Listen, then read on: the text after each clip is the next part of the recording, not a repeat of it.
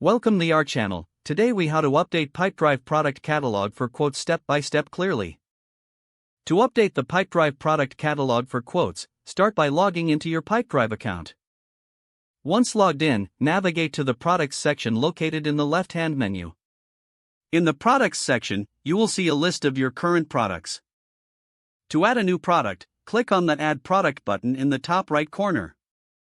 Fill in the required details for the new product, including the name, description, and unit price. You can also specify the currency if you have multiple currencies set up. If applicable, add any additional information like SKU or product images.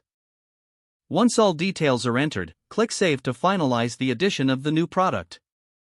Next, if you need to edit an existing product, find the product in the list. Click on the product name to open its details page. Make the necessary changes to the product information. After making your edits, click Save to update the product. To delete a product, open the product's detail page as before. Look for and click on the Delete option at the bottom of the page. Confirm the deletion when prompted to remove the product from your catalog.